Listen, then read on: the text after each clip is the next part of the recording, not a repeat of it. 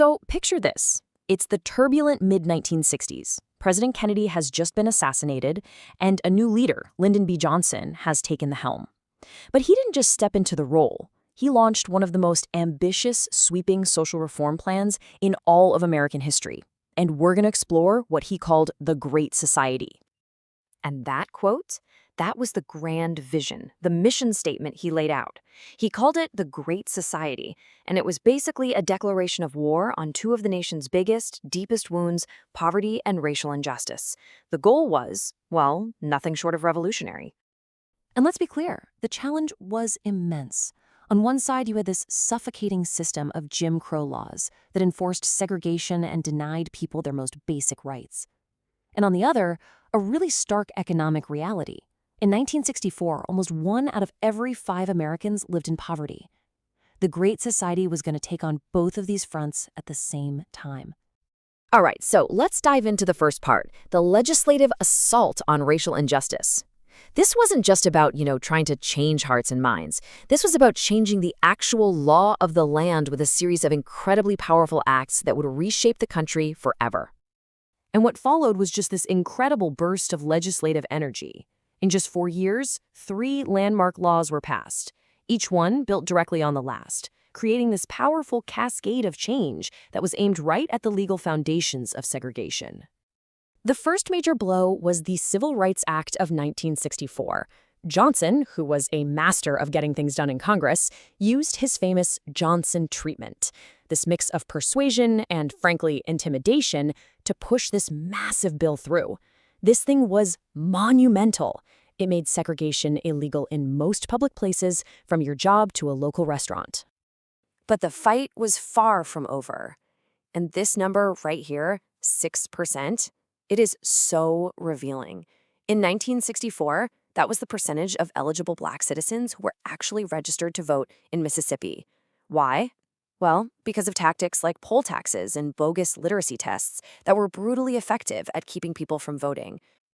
And this is the direct impact of the next major law. The Voting Rights Act of 1965 came in and banned all those discriminatory practices. The result? Well, just look at that jump. In only 5 years, Black voter turnout in Mississippi shot up from a mere 6% to 59%. I mean, that is the power of legislation in action.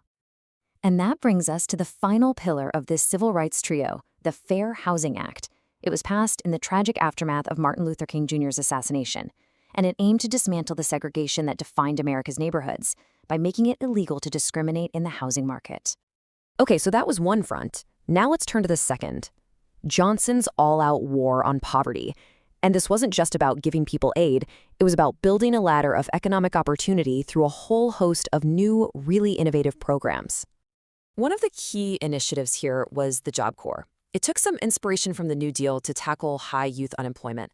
By offering free job training and education, it gave at-risk young people the practical skills they needed to get a real foothold in the workforce. And amazingly, it's still running today. Another incredibly popular and effective program was Head Start. The idea was simple but honestly profound. Help low-income kids start school on a more even playing field. What began as just a summer program quickly proved its value and has since helped millions of kids prepare for success in school and in life. The Great Society also had to address the most basic need of all, hunger.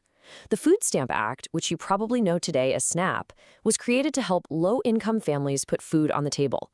And the program had this really clever dual benefit. It improved nutrition while also supporting the nation's farmers and grocers.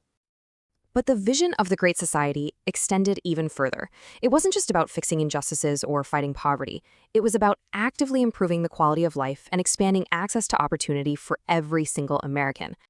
I mean, just think about this for a second. Before 1965, this was the grim reality for older Americans. A staggering 40% of seniors had no health insurance, usually because it was just way too expensive or flat out unavailable to them. Getting sick could literally mean financial ruin. So the Social Security Amendments of 1965 introduced a 2-part solution that totally changed American healthcare. Medicare provided health insurance for the elderly, while Medicaid offered help to low-income populations. Today, these 2 programs, both born from the Great Society, are absolute cornerstones of the U.S. healthcare system. The Great Society also wanted to democratize education. The Higher Education Act was built on a really simple principle. Getting into college should be about your ability, not about how much money you have. By creating federal financial aid and student loan programs, it just blew the doors of opportunity open for millions of people who never would have had a chance otherwise. And finally, the vision even extended to our airwaves. The Public Broadcasting Act created non-commercial, publicly funded media. Think PBS and NPR. The goal was to enrich American culture and education by making sure everyone had access to quality programming. So, after this incredible flurry of activity, what's the lasting impact? How did this unbelievably ambitious project truly reshape the nation? When you pull it all together, the legacy is just undeniable. The Great Society fundamentally changed the role of government and the very fabric of American life. From dismantling legal segregation and protecting voting rights, to creating economic ladders out of poverty, to providing health insurance and expanding access to education, these programs continue to affect millions of lives every single day. You know, the sheer ambition and the scope of the Great Society are just staggering to look back on. It was a time when the nation really aimed to solve its biggest problems head-on. And it leaves us with a crucial question for our own time. What would it take to build a great society today?